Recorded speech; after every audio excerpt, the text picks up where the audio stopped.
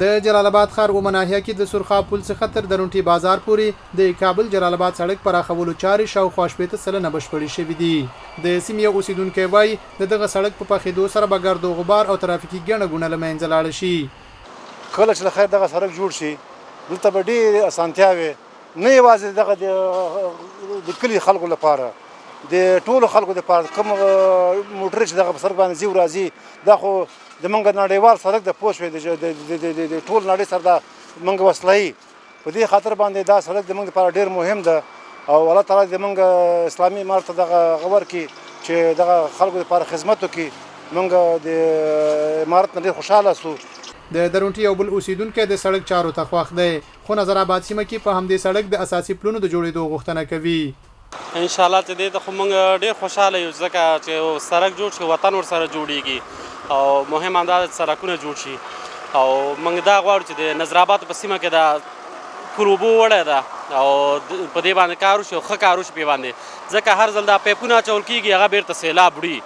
او هغه سیلاب یوسي بیا د لاره بنده وي دوړي کورونو ته مشکل وي ماشومانو ته دې نه ډېره غټه مریضتیا جوړېږي ناروغي جوړېږي نو غواړو چې دغه پل زر تر زره جوړ شي. د جلال آباد ښاروالۍ بیان حمید محمودي بیا وایي دغه سړک چې له تېرې ادارې ویجاړ پاتې و اوس یې جلال آباد ښاروالۍ کارونه پیل کړي او نږدې لنډ وخت کې به بشپړ شي. دغه سړک په تیر دولت کې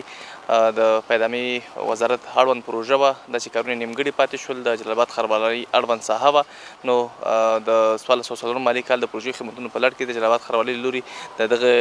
سړک کارونه په دوو برخو کې پیل شوي وو چې د اوس لپاره یې شاوخوا 80% کارونه پای ته رسېدلي دي. اړوند نور کارونه به په نږدې راتلونکي کې بشپړ شي او ګټه اخیستنې ته وسپارل شي. دغه سړک یو له مهمو سړکونو څخه شمیرل کېږي چې دلته جلال آباد ښار ته له نورو ولایتونو څخه زموږ تاسې هیوادوال راځي. همدارنګه یو ترانسپورتي سړک دی ترڅنګ یې په دغه سړک په مسیر کې یو پل دی چې د روان 1415 مالي کال لپاره د جلال آباد ښاروالۍ د پروژې خدمتونو په لړ کې په پام کې نیول شوی چې انشاءالله په نږدې راتلونکي کې به دغه کارونه هم پیل شي. د دغه سړک په جوړېدو سره به د درونټي سیمه کې چې په ساعتونو ترافیکي ګڼې ګوڼې له امله لاره بنده وي بیروبار ختم شي.